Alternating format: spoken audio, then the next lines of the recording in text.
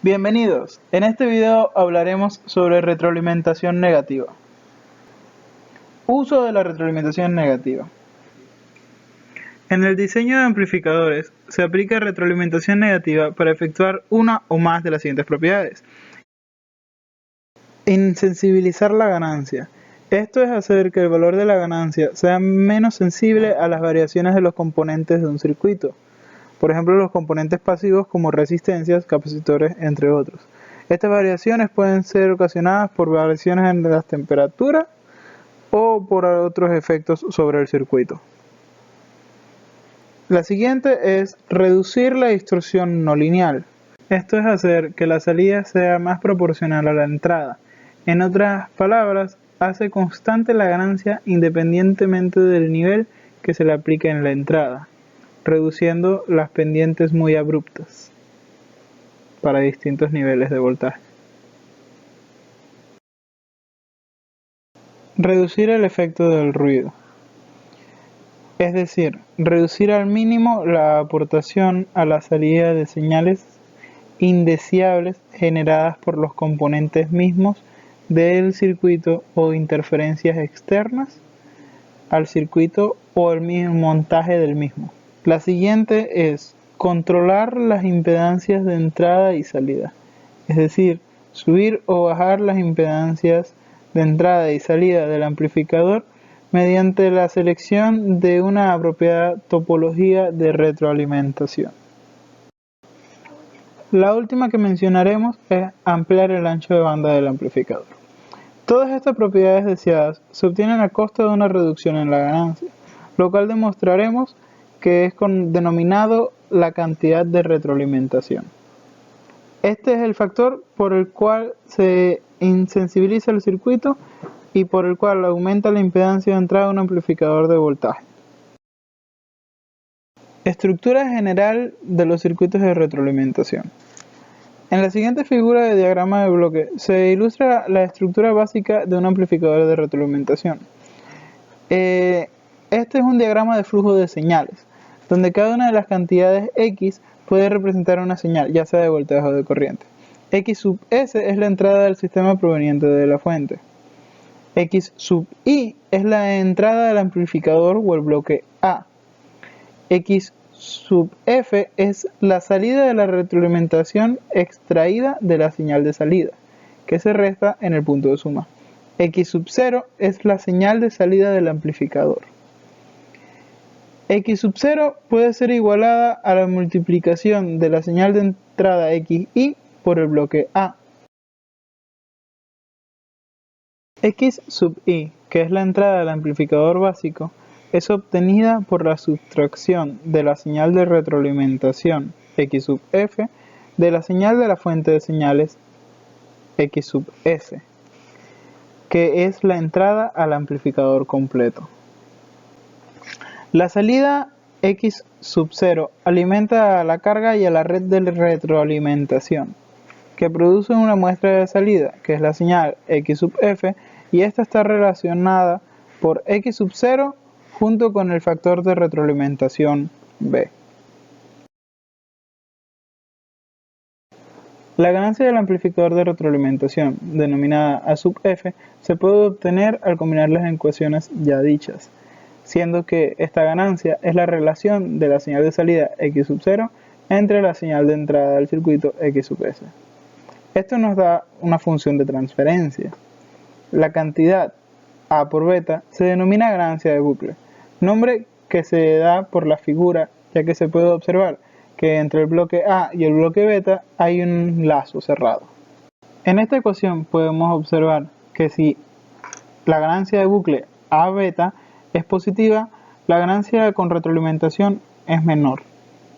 Si la ganancia de bucle A por beta es mucho mayor que 1, entonces podemos deducir que la ganancia del amplificador A sub F es casi igual a 1 entre beta.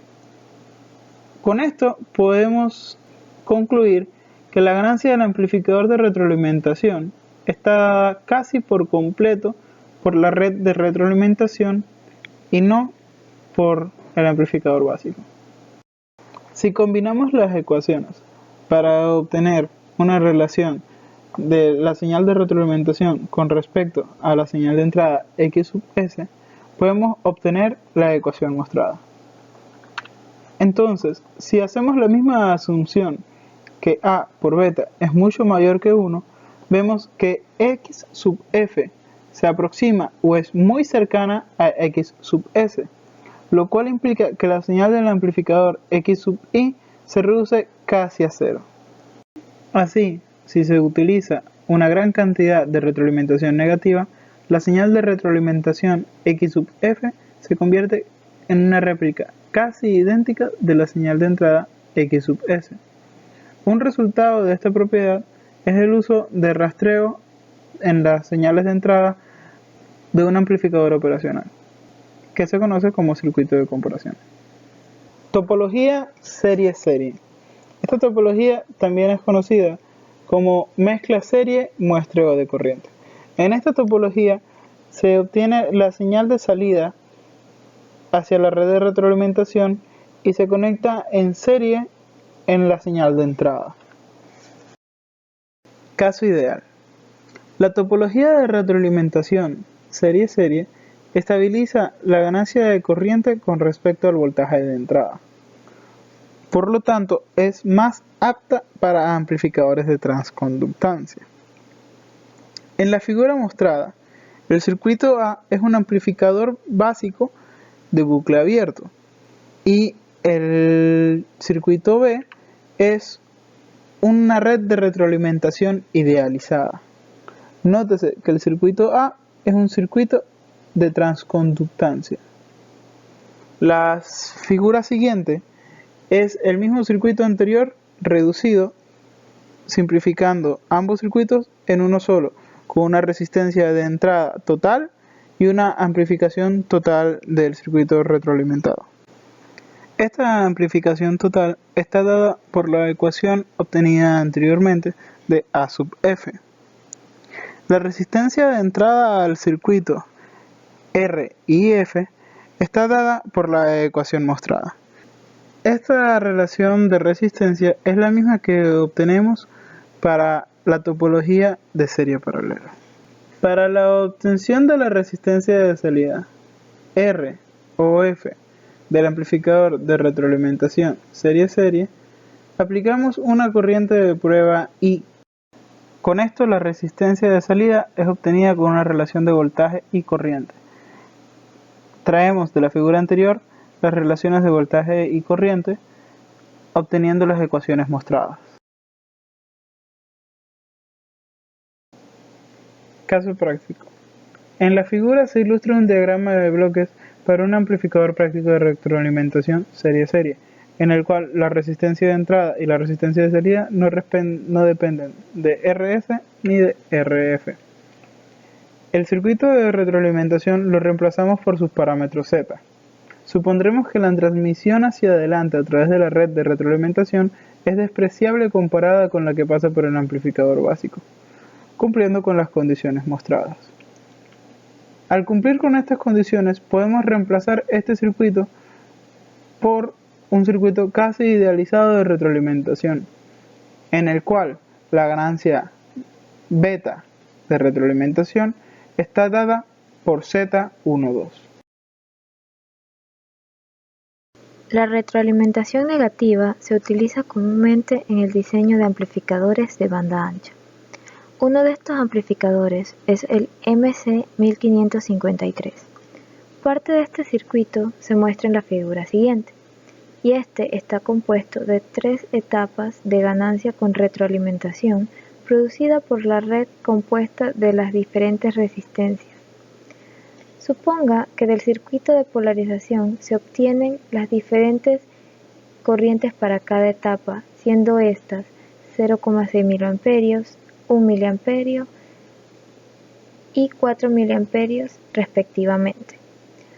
Utilizando estos valores y suponiendo que HFE tiene un valor de 100 y R sub 0 es infinito, se pide encontrar la ganancia A de bucle abierto, el factor beta de retroalimentación, la ganancia a bucle cerrado, la ganancia de voltaje, la resistencia de entrada, la resistencia de salida y además se pide suponer R sub 0 para la etapa 3 de 25 kiloohmios y estimar un valor aproximado para la resistencia de salida.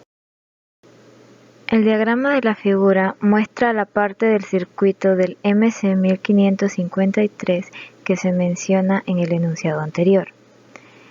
Este circuito se denomina realimentación triple, ya que está compuesto de 3 etapas de ganancia con retroalimentación serie-serie.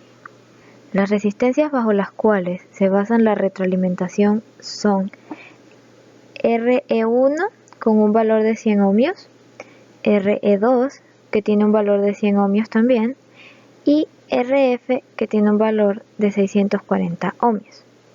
Además de esto, cada etapa muestra una resistencia en el colector por las cuales va a fluir las corrientes de polarización mencionadas en el enunciado. Estas resistencias son: para la primera etapa 9 kiloohmios, para la segunda etapa 5 kiloohmios y para la tercera etapa 600 ohmios.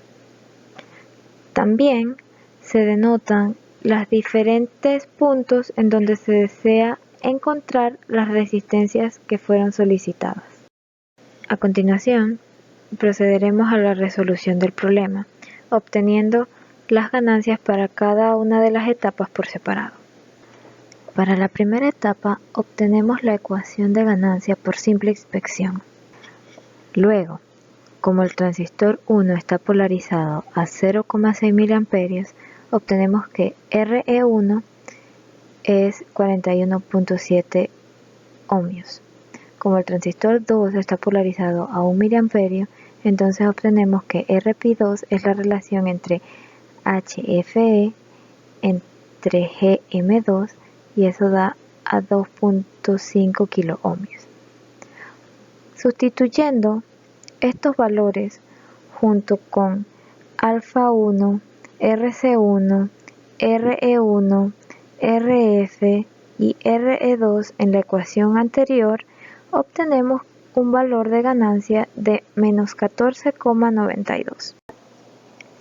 Ahora determinaremos la ganancia para la segunda etapa, la cual también se puede escribir por simple inspección, notando que VB2 es igual a VC1. Entonces obtenemos la ecuación que se muestra en la pantalla.